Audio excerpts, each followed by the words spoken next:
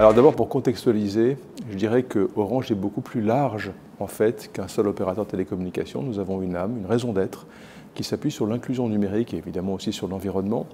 Et en fait, bien sûr, nous nous sommes construits sur les réseaux de télécommunications, mais nous sommes bâtis sur un contrat social. C'est pourquoi nous avons 5000 salariés handicapés pour la France, ce qui représente un ratio de 7,11%. Nous avons une mission insertion handicap, pilotée par Christophe Morin, qui en l'occurrence globalement aménage à peu près 2500 postes de travail par an, à un budget d'1,6 million d'euros en fait en R&D. Et nous travaillons main dans la main sur le volet client et sur le volet salarié, avec une conjonction, une convergence autour de l'innovation, puisque nos salariés sont extrêmement innovants, sont des chercheurs, des marketeurs, des développeurs, évidemment aussi des techniciens, des commerciaux, et ils inventent en fait des nouveaux usages qui nous servent ensuite pour l'ensemble de nos clients. Nous, on raisonne toujours sur le volet salarié, le volet client, parce que les clients sont des salariés, les salariés sont des clients aussi.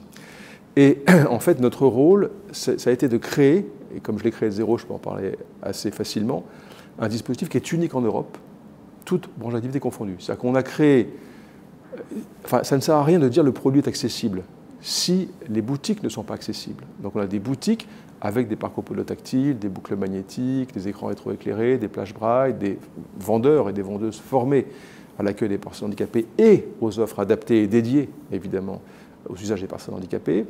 Nous avons aussi un web et un numéro vert dédié, et nous avons un catalogue qui est unique en fait en Europe, qui part des besoins et des usages des personnes handicapées. On ne parle pas de la technologie, si vous voulez. Et donc ce dispositif, et je terminerai là-dessus, catalogue, boutique, numéro vert, web et formation, on a formé 1500 commerciaux à l'usage des personnes handicapées, et on a formé à peu près 1500 personnes, webmasters, développeurs, designers. Vous voyez, donc pour former, tourner vers l'extérieur et sur la conception aussi des offres.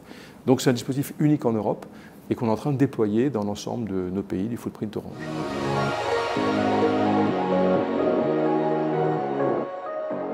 En fait, on est dans le nouveau concept d'accessibilité, au sens où on sort des circuits spécialisés et véritablement on colorise toute la société pour qu'elle soit accessible. Donc votre démarche aujourd'hui participe de cette méthode-là, en portant à travers les réseaux sociaux, en plus en live, si j'ai bien compris, donc en pénétrant au cœur de chaque foyer, de chaque entreprise, sur la connaissance des aides techniques, des outils, mais surtout la colorisation de la société qui se veut accessible et qui peut plus peu loin. Moi, je prends toujours l'analogie d'un pilote de Formule 1 qui conduit une voiture dans un hiver extrêmement contraint, et tout ce qu'il va imaginer comme amélioration va se retrouver dans la voiture de monsieur et madame tout le monde. Là, c'est pareil.